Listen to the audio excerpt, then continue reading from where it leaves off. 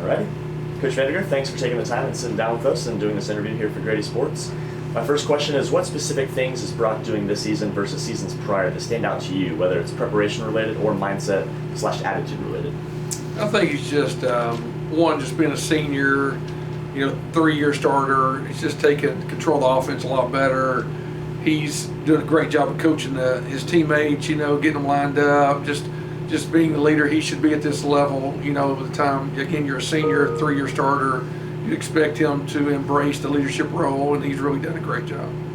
And I asked Brock the same question, but how do you believe that playing minutes down the road from Brock's college coach in Kirby Smart and other coaches and just the university in general affects him and his mindset this season? I don't think it affects him. I mean, it's one of those, it's nice, it's awesome.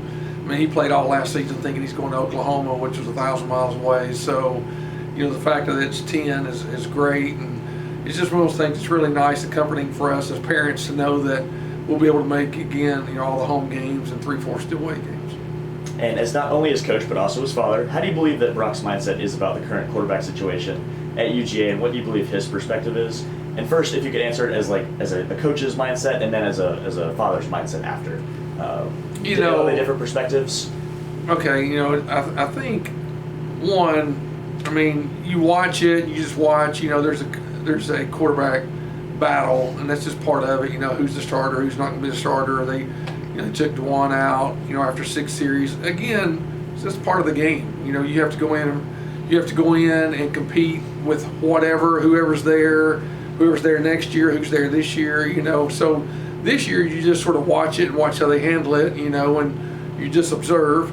And then next year you go in, again, he'll go in trying to compete to play.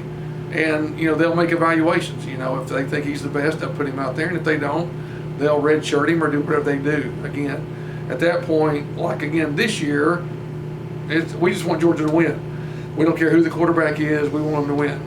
Next year, we want them to do what's best for them, And again, we obviously selfishly would want our son to be playing quarterback, but again, that's why they coach. That's why they do those kind of things. And again, we'll let that handle itself.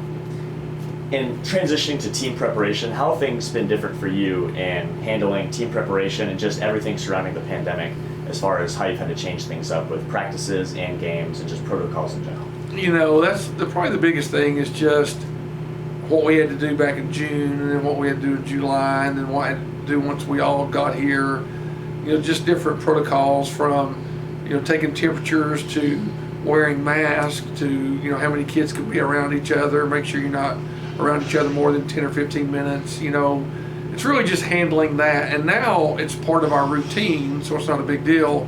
The young men are used to it and they know what to expect. So they just, handle it, and it's not a big deal because it's, again, now part of the routine. And in your eyes, I asked Brock the same question. In your eyes, what specifically does Brock have left to achieve and improve here at Prince Avenue with the college commitment already secured? And how has the pandemic maybe changed that mindset?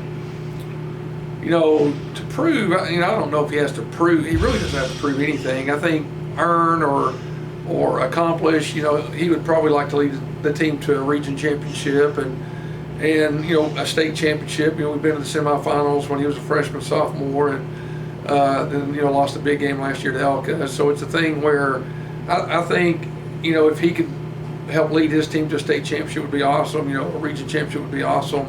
None of that matters at the end of the day. At the end of the day, my job is to deliver my son healthy, ready to play for Georgia. That's all I care about. So from an outsider's perspective, Brock's leadership for his age seems elite. How has that improved over the course of his 4 years of high school? And what is the biggest thing that you've noticed about his leadership on and off the field?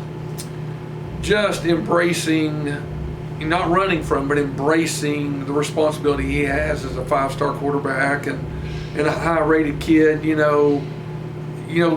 you have a choice. You can embrace it, you can run from it. And I think he's done a wonderful job embracing it and just being mature about it and handling, again, from the interviews to talking to people that walk up and, again, want a picture or say hello. He's really done a good job of just being mature about it, handling it, and just realizing that's part of it. And whether it be on or off the field, what is the most pressure that Brock has faced here in his high school career from any of the years, whether it be on or off the field, whether it be the college recruitment or just in-game situations? What do you think the most pressure that he has faced and overcame been so far in his high school career? You know, I don't know if it's, again, just big games. You know, I don't know if it's pressure, again, because you create your own pressure. You know, just the big games, you know, we've had several of them, and I think that's a great thing. Now, you know, the wonderful thing about football is it's 120 yards inside, 160 feet wide, you know, field, regardless of who's outside of those surroundings, from 8,000 to 80,000 or to 100,000 people. You know, so the stage gets bigger, the game doesn't change. You know, the reactions are faster, the game doesn't change. And so I don't know if there's been any more pressures. I think most of the pressure is self-evaluated or you know, inflicted, so to speak, and not that it's a, you know, an infliction, but just he feels that he creates the pressure on himself because he wants to prove it. He wants to do certain things. And again, same thing as a coach or a father and all that kind of stuff. You want to go out there and prove certain things, and you want to go out there and win certain ball games, and when it doesn't happen, you feel disappointed that you've let people down or let yourself down. Awesome. Well, Coach Vandagriff, thank you very much for your time. That's all we have, and appreciate the time. Thank you. Appreciate Awesome. it. Thank you.